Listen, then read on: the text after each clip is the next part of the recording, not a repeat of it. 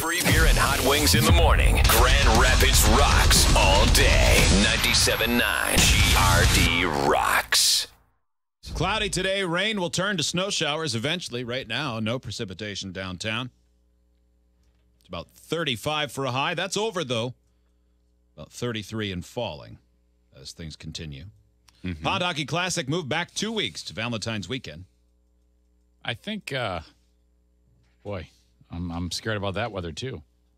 You know, I'm hoping that the ice will make, but there's some weird weather that has things a little bit warmer than they'd like. Yeah, like next Wednesday is a high of 50 with thunderstorms. Yeah, in the long-term forecast. That shouldn't be too bad, though. That's the one I saw specifically.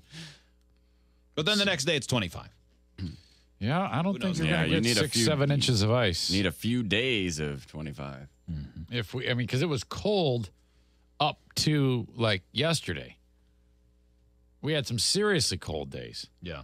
The fact that wasn't enough to have it safely. I don't know. All the details go to WGRD.com. On the bright side, if it does work out that's the date, they have reopened signups. If you didn't get your team in, now you still can. All the details at WGRD.com. Okay. Federal agents say a convicted bank robber who held up 2 more banks in Grand Rapids made small talk with tellers while he's waiting for their money. Michael Winbush is now being held for November robberies in Grand Rapids and in Wyoming. He had a prior conviction for bank robbery. This guy just must think that this is the only way I can make money. I don't want to make people scared. Right. According to documents, he talked to the teller in Grand Rapids on South Division about her Thanksgiving holiday as he was robbing a credit union there. Okay. And then 3 days later, he apologized to the teller as he robbed a bank on 44th Street in Wyoming. So I wonder if it is one of those situations where he's like, well, I'm not good at anything else. He gave the teller's notes saying he had a gun, demanding money, so he's in a lot of trouble. If I remember right, the punishments are always more severe if you even imply you have a weapon. Yeah. So if you're going to rob a bank, I'm not saying do it. It's stupid. You're probably going to get caught. But your best move is to go in and hand them a note that says, give me all your money. Yes. Because if you imply there's a weapon, by the way, I don't know if any of this is true. I am not a lawyer. And don't rob banks. If you do, save yourself some time. It is surprising, though, how often it seems that people can get away with a bank robbery. A lot of these but you got to go to you can't keep doing it in the same metro area. People are going to get your MO. You've got to go somewhere else. You get your one hit and you got to get out of town. Rob a bank on the lam. And that's right, exactly. And zigzag. You're always scared to death, so you're liable to take what they put in the bag and just go. Mm-hmm. So a lot of times you get out with what, $2,000, $3,000? Yeah. And sometimes there's a die pack in there, so that's useless. Mm-hmm. Sometimes, I mean, you end up with not all that much money in the grand scheme of things in terms of what you could earn if you were actually working. Mm-hmm. And this isn't felony. And didn't have to run for Yeah, then you got to drive all the way to Lansing, rob one there. Let's go to Battle Creek. Oh, I hit this one up. I go to Gary, Indiana, and knock over a bank. Now, you can only be a successful bank robber if you have no home. You live in your van and you just travel around. You're transient. It's the only way. It's my advice. We know a lot about bank life, and that's what we're saying. Bleak existence. Get out of town. What if later we find out somebody listened to this and went, you know what? That doesn't sound that bad. No. Those guys make a lot of good points about robbery. I think so. A lot of countries like down, like you go to like Mexico or I know they have this in Honduras. You might have seen it in Aruba.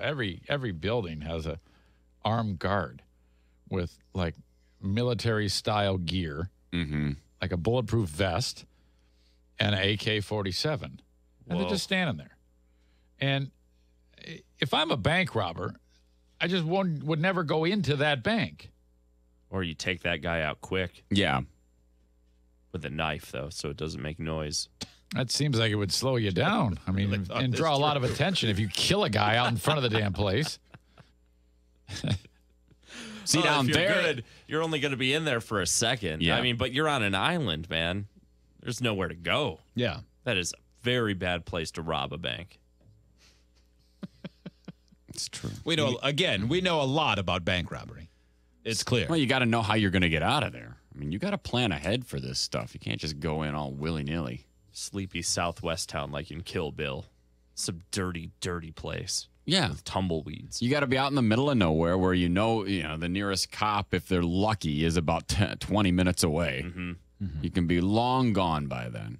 Every arrest he's ever made before that is on a teenager for just hanging out. We can do this, you guys. Yeah, it's not that hard. Make sure you bring your own duffel bag that's strong, so in case there is a dye pack, it blows up in the bag. Mm-hmm. Don't open it in your car, for God's sakes, you idiot. Get in a safe spot before you find out if there's a dye pack in there. In fact, take the teller with you and let her know if there's a dye pack in here. You're next.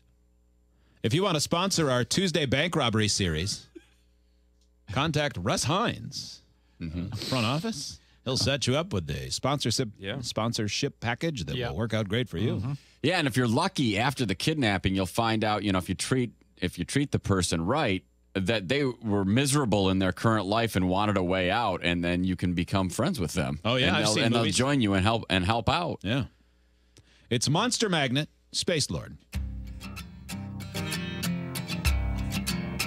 97.9 GRD rocks.